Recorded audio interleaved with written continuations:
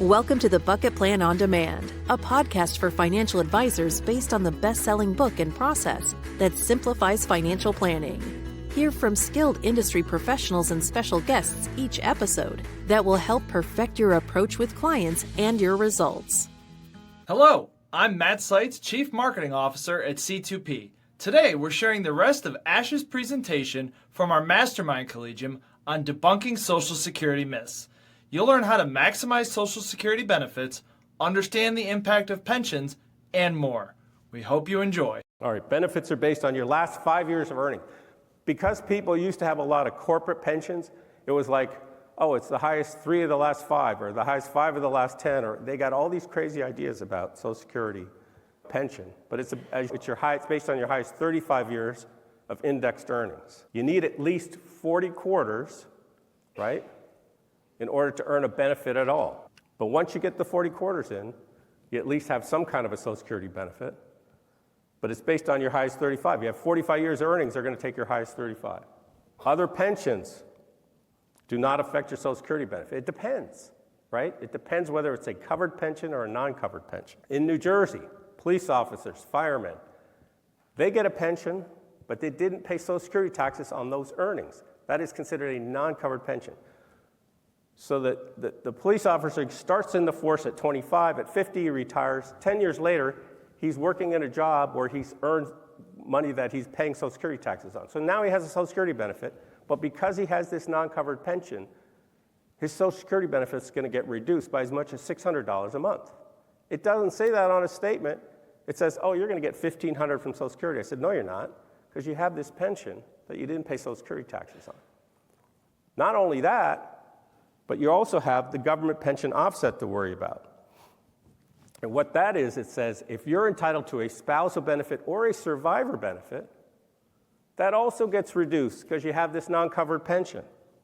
Now, Gina will tell you, my clients are global, right? I did a webinar for a CPA firm in Israel a year ago. I said, how the heck did you guys find me? He goes, well, we had questions on Social Security. We called our New York office and said, which partners can help me with Social Security? They're like, none of them, but there's this guy in New Jersey. So I'm this guy in New Jersey. The reason it's an issue in Israel is Americans working here, earning a Social Security benefit, they move to Israel, become citizens and resident of Israel, but also benefit from the Israeli pension, their version of Social Security. Because they have this Israeli pension, their U.S. Social Security benefits reduced for the windfall elimination provision, but not the government pension offset. Why not? Because that pension is a non-U.S. pension. Because it's a non-U.S. pension, they are hit for windfall elimination provision, but not the government pension offset. But guess what? Here's the good news for them. Because they're citizens and residents of Israel receiving Social Security, they do not pay income tax on Social Security. The tax treaty doesn't do it. If that same couple lived in the U.S. and collected Social Security, they would have to pay taxes on it. But they don't in Israel. All right. The wealthy should delay to 70. Avoid the taxes on Social Security. The Wall Street Journal called me a few years ago, and they said, Ash, we're writing an article on what high net worth people should do about Social Security. The $30 to $100 million people, right? What should they do? And I said, well, here's what they're being told by all their smart advisors. Don't take Social Security early. You're rich. If you're worth $80 million, you don't need Social Security. Delay it to 70. If you take it, you're only going to pay taxes on it. You're getting 8% guaranteed. Where are you getting 8% guaranteed? Defer it to 70, then take it. I tell them do the exact opposite. Take it as soon as you can. Why would I say that? If you're worth $80 million, if you're worth north of $26 million, what's your biggest issue? Income? Estate taxes. So I tell them, look, at 66, let's say that couple gets $60,000 a year. At 70, they get $80,000 a year. Take the $60,000. Pay the income tax. You got to include 85% in your federal income tax, state exempt free. So let's say that's $45,000. Take the $45,000, gift it into an irrevocable insurance trust. It'll buy $2.5 million of life insurance. Now I've converted that Social Security income stream into $2 million that they can use to pay estate taxes. I capitalized via life insurance a potential income stream into a 100% income and estate tax-free asset. I had a client who's worth $100 million. He's a client of Greg and I. right? I find them, Greg sells them. No, anyway. So he said to me, Ash, I'm not going to spend 10 minutes of my time to call Social Security. It's not worth it. I said, really? I said, so 10 minutes of your time is worth more than $2 million guaranteed 100% tax-free. He said, Social Security's not going to pay that. I said, they might. How's your health? What does that have to do with it? It has everything to do with it. If one of you is healthy, we're going to buy life insurance. We're going to get Social Security to pay for it. You may get one check from Social Security, and instead of losing $2 million, you're guaranteeing yourself $2 million. Financial planning. I have a partner who worked at Social Security for 35 years. He lives here in Pittsburgh. He reviews all my Social Security plans with me. I would never let him do a Social Security plan for any of my clients because he's not a financial planner. He doesn't understand Roth IRAs, traditional IRAs, non-qualified accounts, Roth conversions, bracket bumping, all the tax management journey stuff. He doesn't understand it. And that's what you got to look to find the best Social Security strategy. If my client's got a pile of life insurance, I'm not maximizing the survivor benefit on Social Security. If they don't, it may be relevant. All right, HSA accounts. What does Social Security have to do with an HSA account? If you're over 65 and you file for Social Security, guess what they do to you? They automatically sign you up for Medicare Part A. Well, who cares, right? Medicare Part A is free. You got health insurance through your employer.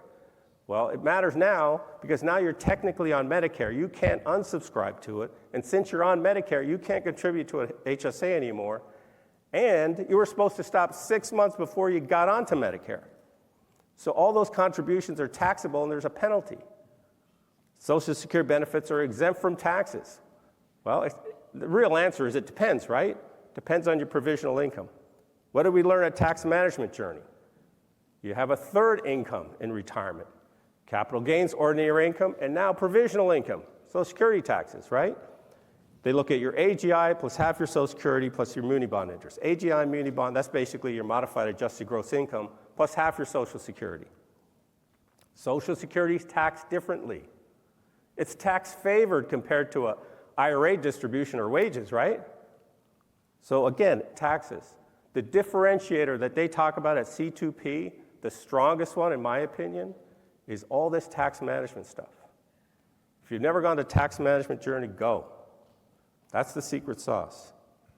All right, if you live outside the US, you can't collect Social Security. Are you kidding me?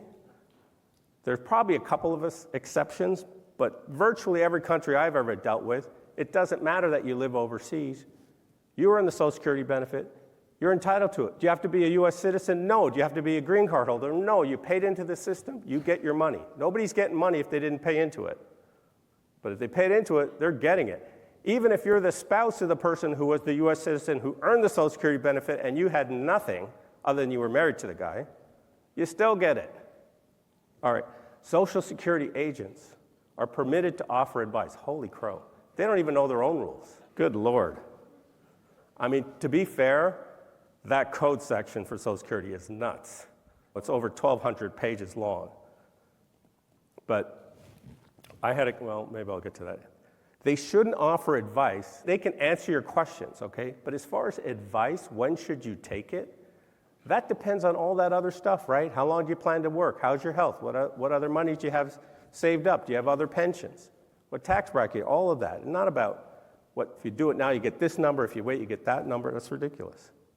Okay, so they shouldn't be answering questions. You can collect Social Security spousal benefits regardless of when your spouse files, right? That's not true. We talked about that, right? Your other spouse has to be collecting, but you have to be married for at least 12 months to qualify for a spousal benefit. All right. You'll never recoup the money. I hear this all the time. Oh, Social Security is such a ripoff. I paid into it for years and years. If I only had that money, I could have made so much more money on it. Well, maybe if you gave it to Dave Allison. I don't know. But I'm just saying, people have this thought. But here's the reality about Social Security. If pensions suck so much, why are there no more pensions? Why did they switch to 401ks? These are guaranteed income streams. These are forced savings plans. These put a safety net under a lot of families for income in retirement. From my experience, when I looked at old statements, it took about 6 years to get your money back.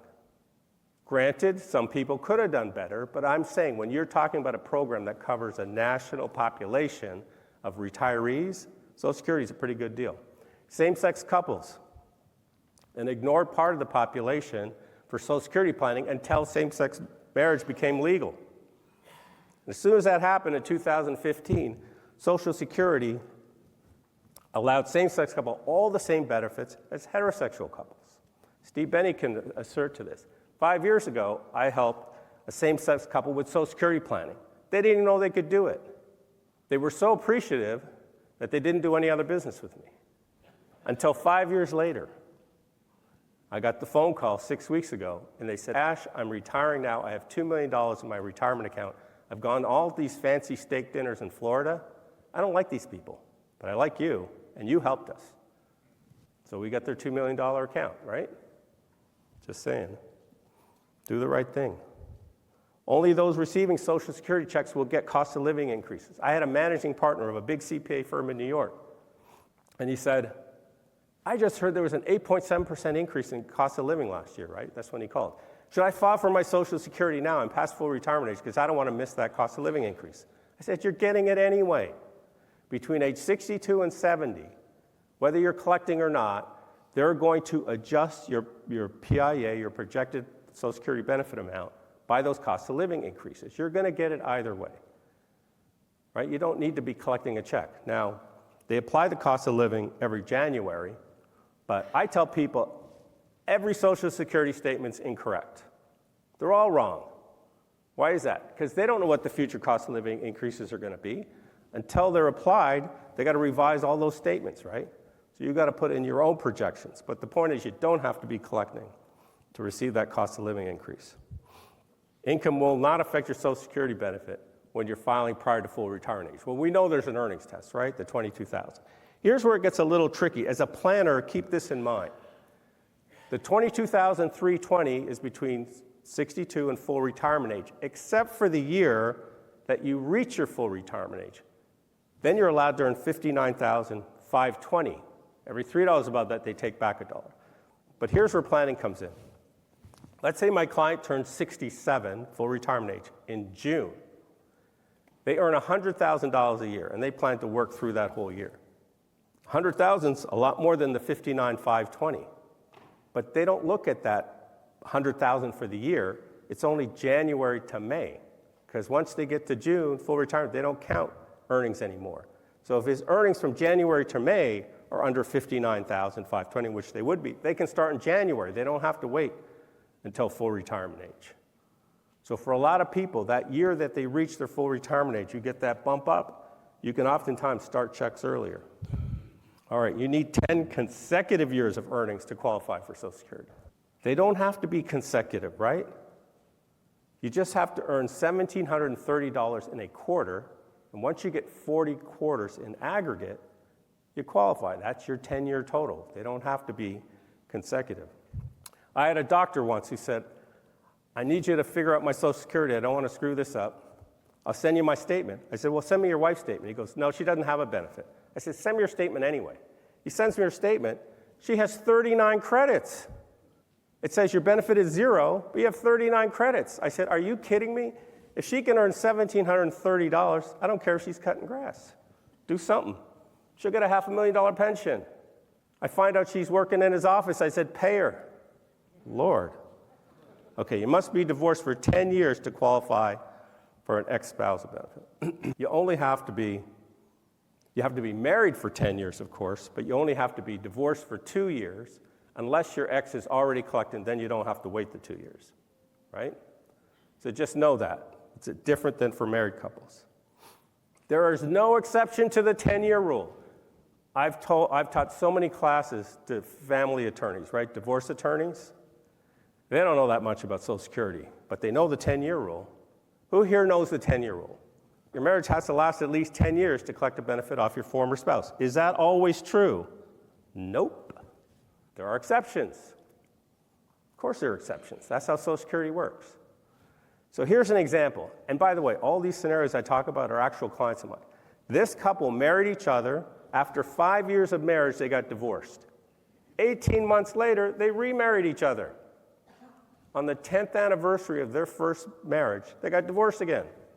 So for 10 years, they were married the whole time except right in the middle for 18 months. They were married for 8.5 years.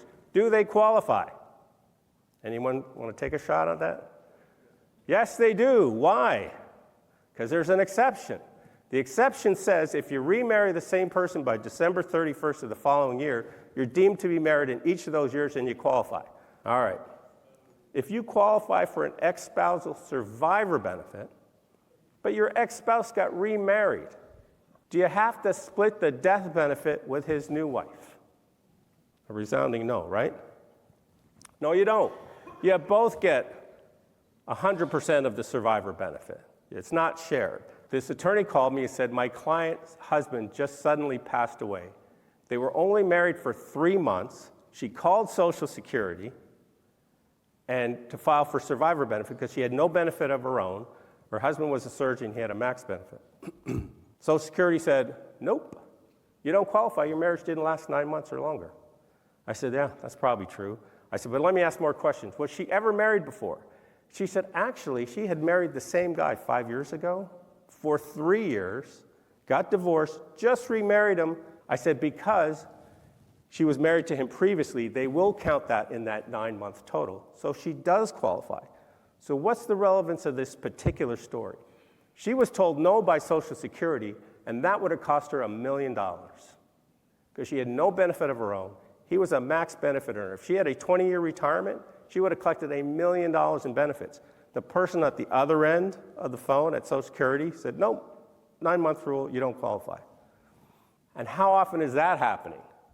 It's scary. Social Security's own estimate is people miss over $10 billion a year in eligible benefits. It's a disaster. I had dinner the other night with a woman who's a technical expert at Social Security.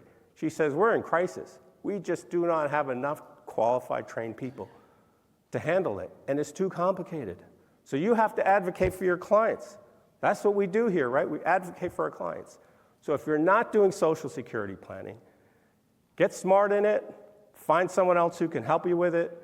But anybody going into retirement, I don't care if they're worth $100 million or $1 million or whatever they're worth, get Social Security right, and without your help, they won't. So with that, I will close it. Thank you so much. It was a pleasure.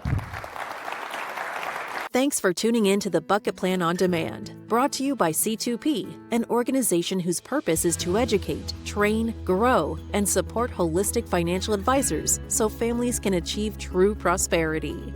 Subscribe today for the latest episodes and insights. Visit c2penterprises.com to learn how we can help support and enhance your advisory business. At the time of delivery and any subsequent publishing, information was deemed reliable but is subject to change by the time of listening or viewing. The contents of this piece include options and projections of C2P, are subject to change, and are for informational purposes only. The information provided in this presentation is not intended to be individual investment, tax, or legal advice.